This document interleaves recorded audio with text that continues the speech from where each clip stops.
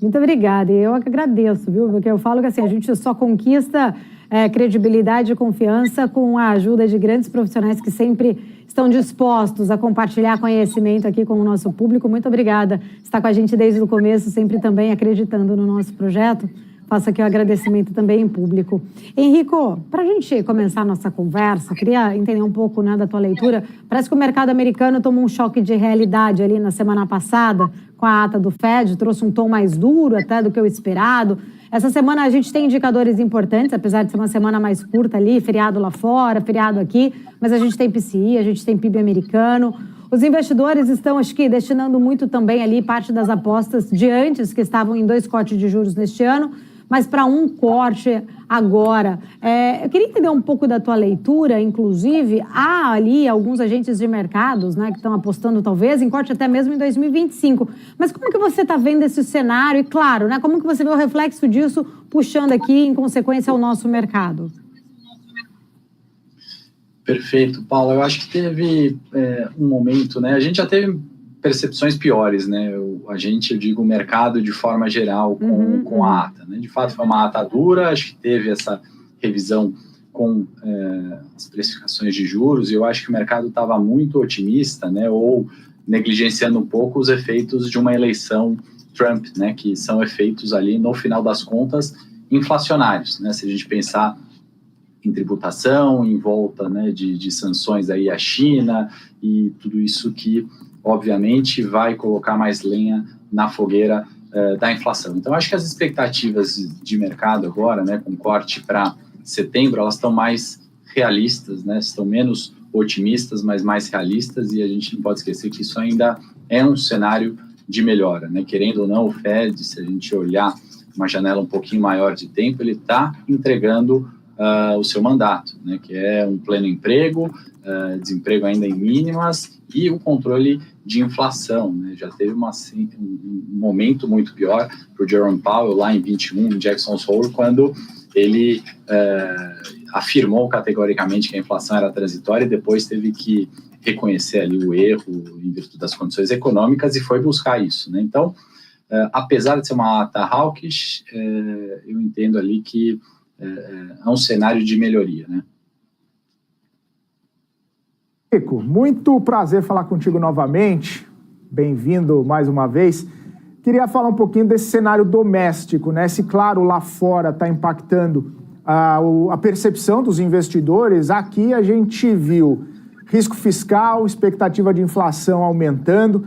Queria entender um pouco da sua percepção sobre esse cenário doméstico, né? Nesse contexto todo de fuga de investimento estrangeiro, de queda em algumas companhias que a gente está vendo por aqui. Como que você está vendo esse cenário, né? Está pressionando, está algo fora de controle ou, como o ministro Haddad falou, são apenas alguns fantasminhas fazendo a cabeça dos investidores e do mercado? Obrigado, Felipe, mais uma vez aí de estar nesse quadro tão brilhante de vocês aí. Acho que, no final das contas, o que mais me preocupa, de fato, é o cenário local, né? A gente está numa contramão do mundo, né? O Ibovespa, a hora cai 8% ao ano, a hora cai 5%. Fato é que estamos numa consolidação de preços, estamos um pouco à deriva, né, com medidas aí de reforma tributária, com a disciplina fiscal, tudo isso não é uma receita boa, né? Somado aos pontos que você bem comentou, Felipe, eu acho que essas falas, né, muitas vezes de a culpa é do mercado, ou a culpa é de um setor, tem que pensar só em outro setor, a gente está vendo todo mundo, né, pagando essa conta, né? É o pobre, é o rico, é o empresário, é o trabalhador, aposentado, essa contramão do mundo que a gente está vivendo, se a gente resumir com o índice Bovespa em queda, enquanto o Japão foi a maior alta do trimestre, 20%, o S&P e Nasdaq nas máximas, retomada, né, das quedas do mercado chinês, e os problemas do lado fiscal, os problemas inflacionários, né, eu acho que são muito ruins, né, e a gente viu falas nesse sentido de novo, né, na última semana, como a gente viu em algum momento em abril, que trouxe a Bolsa para 125 mil pontos, e uma delas é também do Haddad, né, quanto a crítica, né, a meta de inflação e colocar um adjetivo, né, de ser uma meta difícil de ser atingida, né,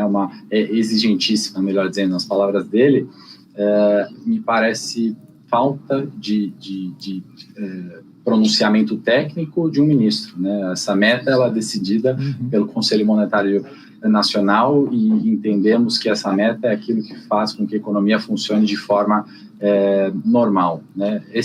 Essa fala, né, que joga como culpado o CMN ou a inflação e tira da responsabilidade do ministro, do executivo, como alcançar essa meta, é um pouco preocupante ao meu ver e a gente infelizmente, né, não consegue pegar a retomada de mundo e em momentos onde a gente tem realização de lucro ou aumento um pouco da preocupação, seja com juros, seja com emprego lá fora, a gente também cai, ou seja, estamos em difícil situação ali desse capital gringo, do investimento de longo prazo retomar para o Brasil nesse semestre de 2024. O Henrico, inclusive, né, a gente está vendo nos últimos dias, nas últimas semanas, né, vários gestores aí sinalizando que estão deixando a Bolsa Brasileira, optando renda fixa, até mesmo bolsas internacionais. A gente comentou, né, a saída dos investidores estrangeiros está mexendo bastante por aqui. Como você está vendo todo esse movimento, né? Significa que a Bolsa está barata, pode ficar mais barata ainda, ou é um movimento natural diante de todo esse cenário? Infelizmente, né, Felipe, é um movimento natural e quando falam que a gente é o país da piada pronta, não exageram, né, porque a gente está sempre descontado, né, e de fato, como um emergente, a gente tem que estar, sim, de fato, sempre descontado, a gente tem que ter prêmio de risco, né, para o investidor estrangeiro investir aqui, e aí a gente vê, né, essa apreciação nos juros, né, seja por falas ou ruídos locais, seja por adiamento ou talvez a possibilidade de um não corte ainda de juros no tempo esperado nos Estados Unidos, traz esse desconto histórico da Bolsa Brasileira. O que acontece é que em alguns momentos esse desconto fica muito grande e eu particularmente, né, espero que seja parte da retórica, parte do ruído político local e que isso acabe enxergando ali como um copo meio cheio para oportunidades no Brasil, como já fomos muitas vezes, né? Flertar ali com receitas erradas do passado, eu acho que não seria o momento e eu acho que talvez esse governo nem tenha a força de fato de colocar medidas mais populistas, mais benéficas para o executivo do que propriamente para a economia. Ô Henrico, falando um pouco mais especificamente, né, de alguns movimentos do mercado, a gente viu aí um otimismo até na semana passada com compartilhamento de rotas entre Gol e Azul, esse acordo comercial, code sharing entre as companhias. E agora a gente vê que o CAD está monitorando essa movimentação, querendo saber se pode trazer algum risco, né, para a integridade do setor. Como que você vê essa situação, principalmente quando a gente vê o CAD praticamente se abstendo ou liberando a questão da Petrobras nas refinarias, né? Você vê talvez dois pesos, duas medidas, você vê o CAD um órgão técnico em algumas situações, político em outras. Como que você vê essas últimas movimentações do CAD especificamente?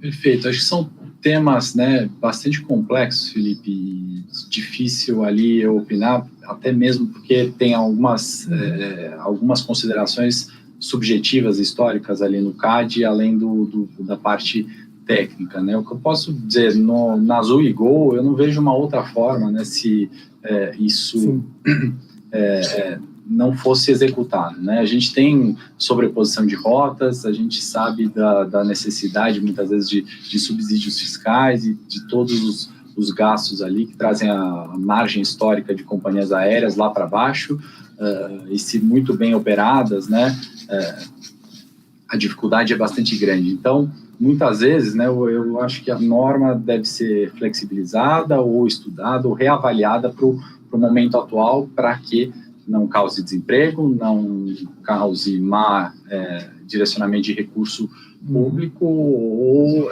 a gente traga, né, uma competitividade que vá levar à falência uma das companhias. E às vezes isso, não sei como isso é levado no CAD ou até o processo, né, de revisão de alguma medida de concentração. No caso de Petro, eu acho que vai além, porque a companhia, né, em decidir por refinarias, ela está indo para um erro do passado e um segmento onde a sua margem é menor, né? Então, se você tem que optar entre 2 projetos, se você tem restrição de pessoas, dinheiro, né, esses projetos, as decisões empresariais são com restrições, né? Não me parece ser a decisão mais bem tomada. Então, não precisaria nem, acho que, para uma eventual crítica ali ao CAD, mas a própria companhia poderia, né, e sabe disso, né, a margem é menor em refinaria, já deu muito problema isso no passado, não deveria tirar do core, onde uma margem é maior, onde ela está reduzindo custos, lifting cost, né, o custo de extração de petróleo, e poderia até evitar, né, esse tipo de dúvida do mercado. Não à toa é mais uma que está extremamente descontada pela ingerência política no nosso Ibovespa. E aquela coisa, né? Talvez possa ficar mais barata ainda, né, Henrico? Porque a gente sabe que os investidores ficam pé atrás quando essas coisas acontecem. Quero agradecer. Obrigado mais uma vez por estar aqui conosco, Henrico. Sempre portas abertas para você, para o time. Até uma próxima. Boa semana para você. Prazer é sempre nosso e parabéns mais uma vez aí pela liderança.